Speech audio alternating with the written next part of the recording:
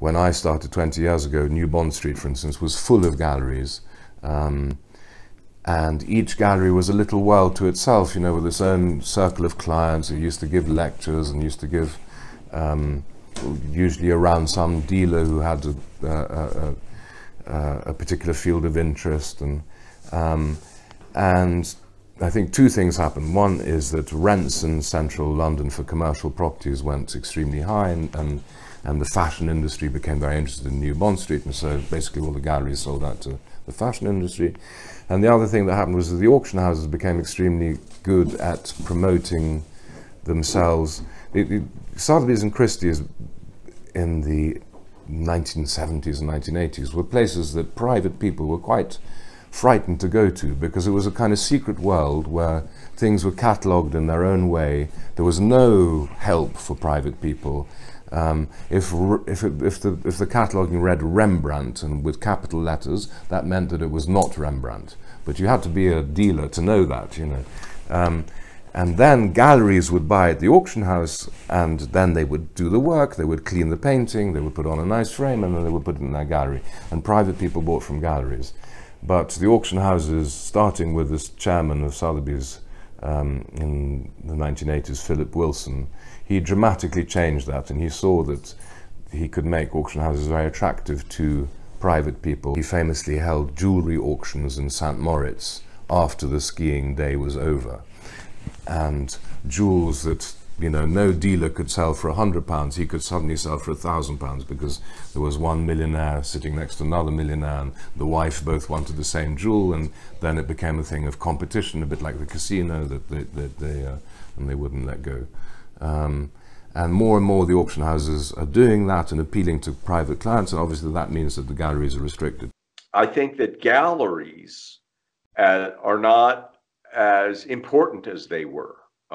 Maybe that's not the wrong word. They're not as viable as a business model.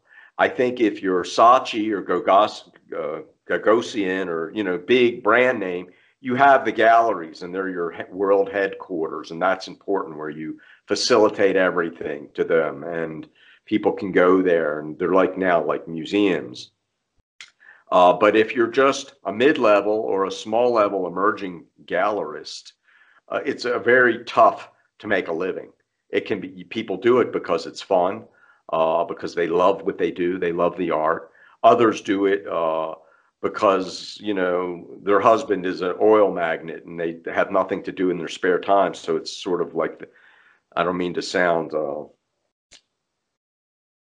off color, but, you know, it's like the rich housewife thing. You know, it's like something to do socially.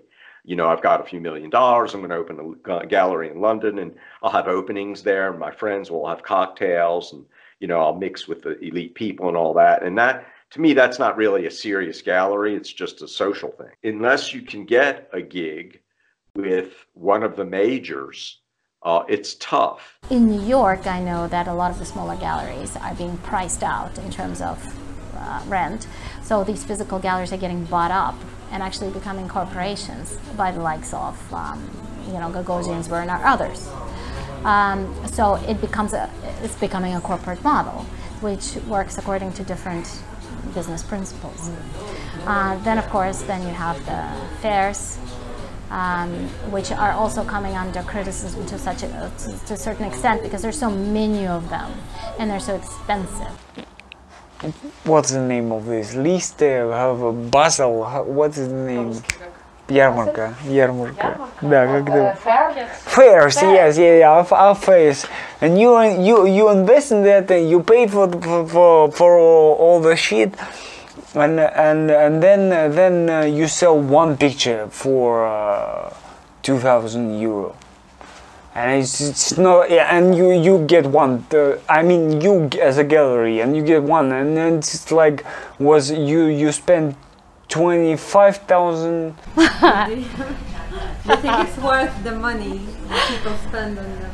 I think it really depends. It's very, very important to pick the right location for the artists that you have, at the right price point for the artists that you have, and a fair with the right focus for the artists that you have. Because if you get those wrong, you're definitely not going to be worth your time.